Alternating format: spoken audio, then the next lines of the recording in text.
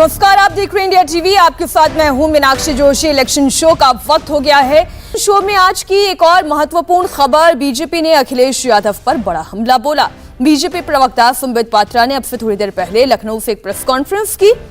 अखिलेश यादव पाकिस्तान को दुश्मन नहीं मानते, इस पर करारा वार किया, अटैक किया।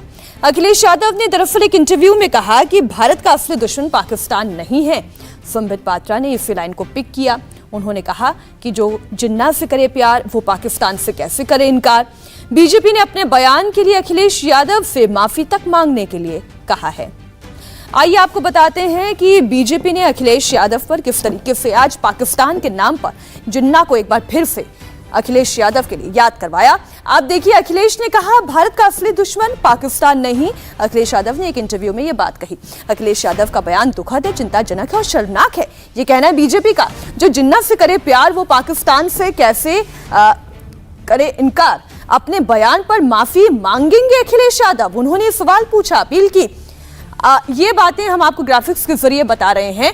दरअसल अखिलेश यादव ने एक इंटरव्यू दिया और उस इंटरव्यू में अखिलेश यादव ने कहा कि भारत का असली दुश्मन पाकिस्तान नहीं है, बल्कि पाकिस्तान का इस्तेमाल Bharatiya Janata party political gain के लिए करती है, लोकसभा में पॉलिटिकल गेन के लिए करती है। लेकिन आज इसी बयान पर बीजेपी के नेता और प्रवक्ता संबित पात्रा ने करारा वार किया। एक बार आप सुनिए क्या कहा संबित पात्रा ने।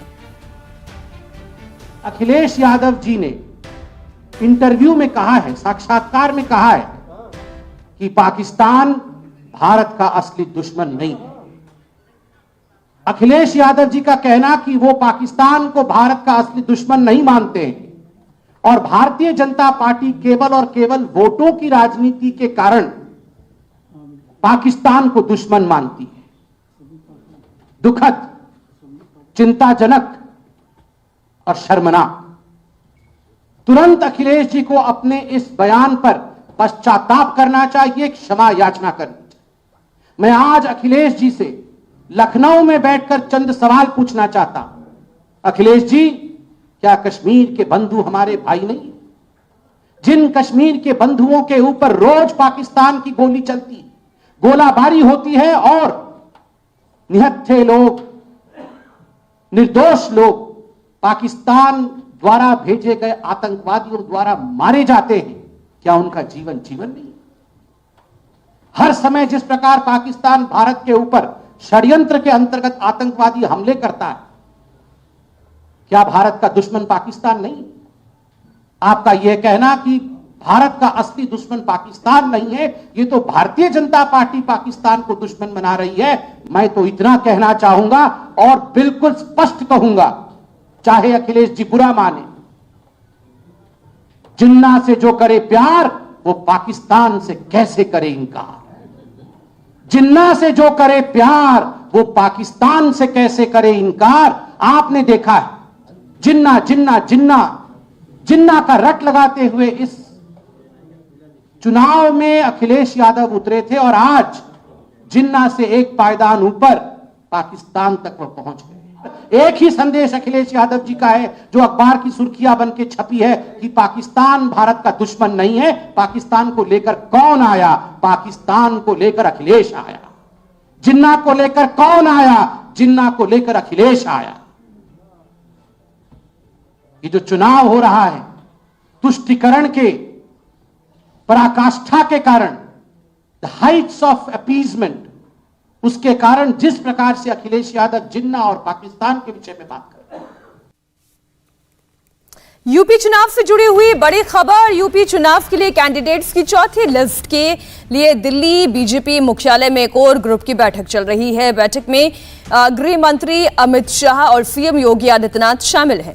बैठक में यूपी के दोनों डिप्टी सीएम समेत यूपी बीजेपी के संगठन से जुड़े हुए नेता और चुनाव प्रभारी भी मौजूद हैं। इस वक्त की बड़ी खबर आपको बता दें, बीजेपी कोर ग्रुप की बैठक दिल्ली में हो रही है। इसके लिए गृह मंत्री अमित शाह, बीजेपी राष्ट्रीय अध्यक्ष जेपी नड्डा, संगठन महासचिव बीएल संतोष, उत्तर प्रदेश के मुख्यमंत्री योगी आदित्यनाथ, दोनों उप मुख्यमंत्री दिनेश शर्मा और केशव प्रसाद मौर्य इस मीटिंग में मौजूद है। कल आधी रात तक मीटिंग चली थी और आज एक बार फिर से इस मीटिंग की शुरुआत हो गई है।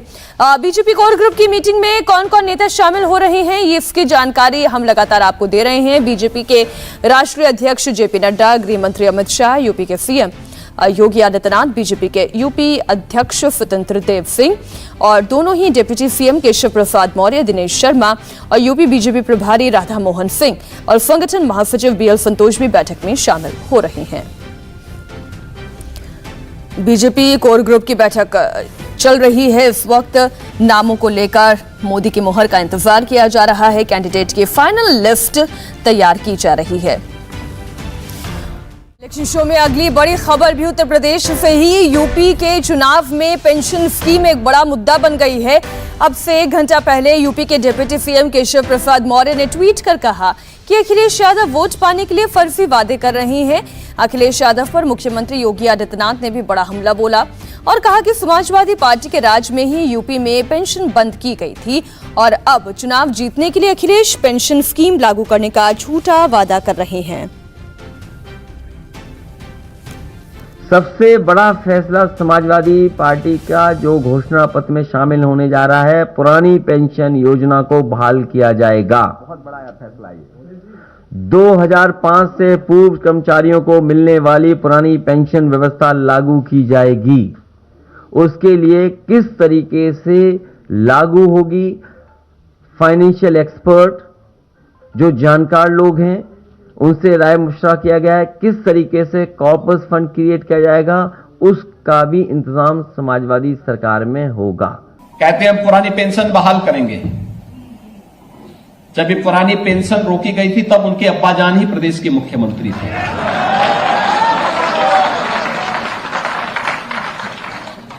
और उसके बाद 4 वर्षों तक प्रदेश के मुख्यमंत्री रहे।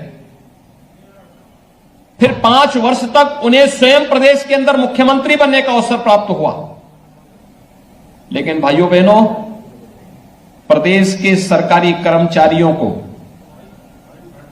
प्रदेश के सरकारी कर्मचारियों के बारे में उनके पास कोई सोच नहीं थी।